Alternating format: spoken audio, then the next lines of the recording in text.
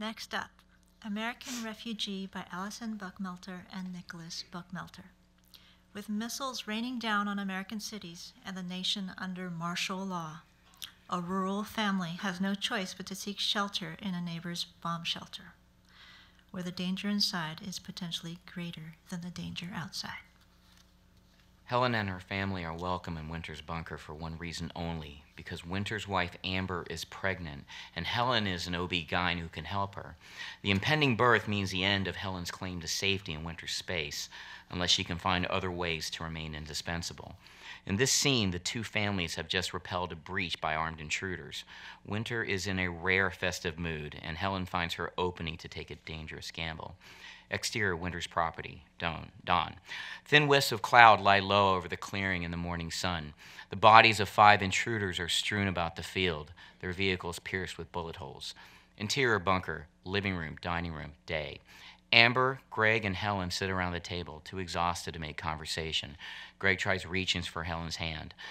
Suddenly, Winter barges in, wild-eyed and manic. Woo! After last night, we deserve a break. A celebration. I was saving this for the little one's arrival, but let's crack it open now. What do you say, Greg? It's a little early. Let's do it. Yeah. Interior bunker, living room, dining room later that night. Zoe and Matthew, too tired for the pullout, sleep on the sofa. Across the room, Helen and Winter remain at the table. A candle burns as they finish off the bourbon. Everything before now seems so trivial. You know, we spent our free time remodeling the kitchen, driving Kai to speech. We should have been getting ready like you. Well, you were delivering babies. That's important. Helen shrugs, finishing her glass. Her hand trembles noticeably. You all right? Helen nods and shakes her hand, trying to get it to relax. Hey, it takes a lot to kill a man. I'm no stranger to blood. But out there, I felt like something else.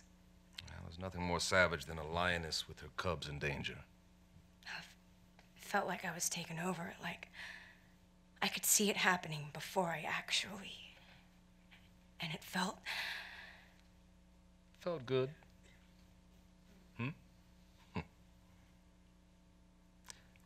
You did good out there.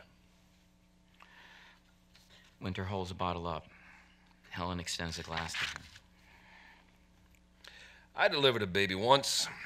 Afghanistan. We were in this canyon, taking fire from a bunch of 12-year-olds. I see a little mud brick house. I take cover. Inside, there's a little girl, all alone, scared to death with a baby's head halfway out of her. I go to help. She's screaming, kicking at my face. We struggle, she's pushing, and out pops the baby. This little boy, right into my hands. The girl died an hour later. I knew right then I needed to get home. Protect my own boy. Figured it was only a matter of time before things fell apart over here. What was it like, coming home after that? It's hard. Found out my wife slept with someone. Guy even took Matthew trick-or-treating. So you two divorced? No, I loved her. She was beautiful, had long, auburn hair, but she passed soon after. We were fighting. She had too much to drink, we both did. She took off in a Jeep and... just like that. Just everything's gone. Helen shakes her head. They look at each other quietly for a moment. Then, self-conscious, Helen hides her hair behind her ears. Her gray roots are beginning to show. Winter reaches across the table and untucks her hair. She snatches his hand and then slowly softens her grip. A knock on the door. The couple turns to find Amber standing in the doorway, clutching her belly. Something's happening. Helen rises immediately, not giving Winter another glance. Exterior, Winter's property, dawn. Amber, moaning, braces herself against a tree while Helen rubs her back. Is it over? The contraction? I'm sorry the baby's coming early. Oh, you don't have to be sorry.